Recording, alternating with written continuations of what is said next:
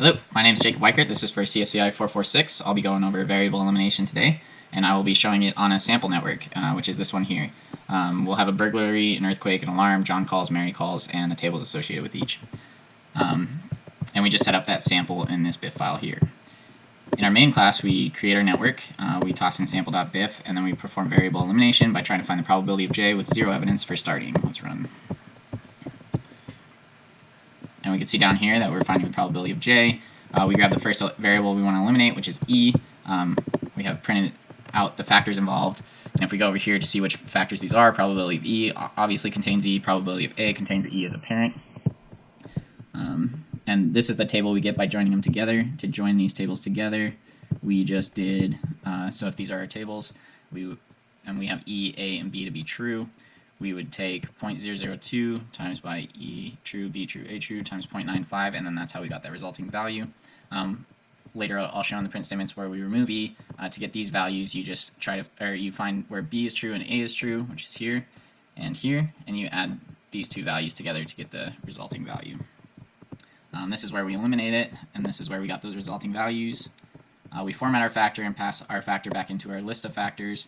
And earlier on, when we were joining these two tables together, we actually removed those from our list of factors, and we just joined this to our list of factors. Now we're going to perform the same process, but for the variable b. We can see that b and a are involved. Take a quick look. B and a contains b as a parent, and then probability b obviously contains b.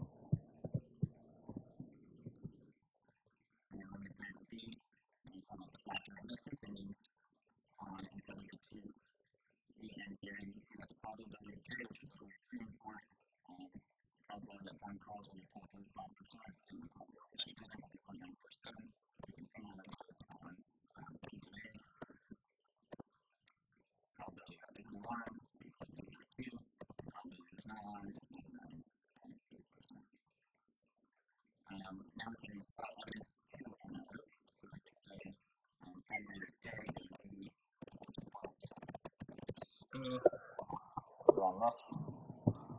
so this is the probability that there's an alarm, given that there's no burglary, and then we come out to 0.0.5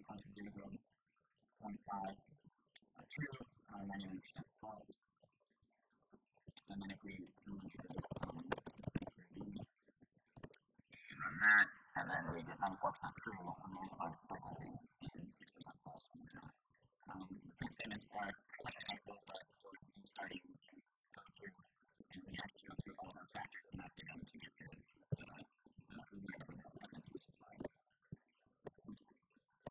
Okay, so this is a demo of our Gibbs sampling equation algorithm. We're going to be using the example network for this demonstration, and this is the burglary, earthquake, alarm network.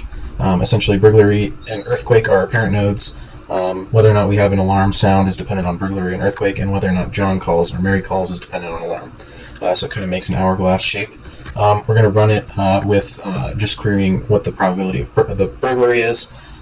So as we can see right here from our output, our algorithm picks an anterior ordering, which means that a child cannot be selected until all of its parents are selected. And we also output the number of steps that we took in our algorithm, and this is 1,000, essentially because our iteration limit is 1,000, and we only picked one value for every iteration that we went through. For this one, it's because burglary was the very first thing in our selection ordering, and once it selects this one, it sees that it doesn't have any evidence that it needs to take into account, and it can just stop that iteration early rather than selecting values for all of these other ones. This is interesting. So earthquake was chosen as the first one, but we sampled burglary, so essentially what happened is every sampling, we took a sample for earthquake and burglary, even though we didn't need earthquake for this one. Okay, now we're going to show the algorithm with evidence. And for intermediate steps, we're giving it evidence that we only want to query this alarm when burglary is false.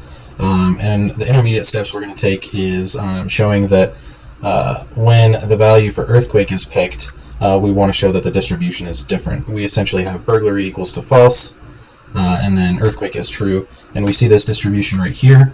That's the distribution we're sampling from in this particular case, and that's consistent with the network. And then we're just going to map this over to when earthquake is false, and run that again real quick. And as we can see, the distribution changed because our evidence was that burglary was false, so we're looking for both of the false values. And we can see that that is also consistent with our network. And finally, we're going to be showing one of the more interesting sampling scenarios.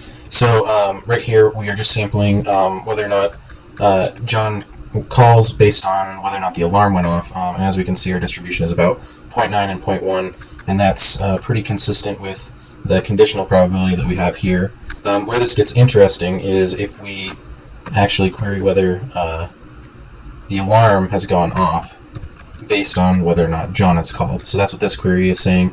John is going to call if he hears the alarm 90% of the time. But what we're going to see is that because there's so many, that the chance of the alarm actually going off is quite a bit lower, that the false negatives for him calling in is going to offset the value for when actually when he calls in based on whether the alarm goes off. Sampling the whole network until we get to whether or not John calls, and if that selection is not true, we're just going to throw that out. And what that's going to do is keep out data that we are not looking for. So essentially, if John calls is equal to false and we sample that one, we're just going to throw that variable out because it's not one that we're interested in. So what's interesting is that given that John calls in, it looks like there's about a 23% chance that there is actually an alarm, even though it would appear that it might not be that way just because of this the probability that he calls in. Just because the number of times that the alarm doesn't go off is so large, we see that this value is offsetting this quite a bit.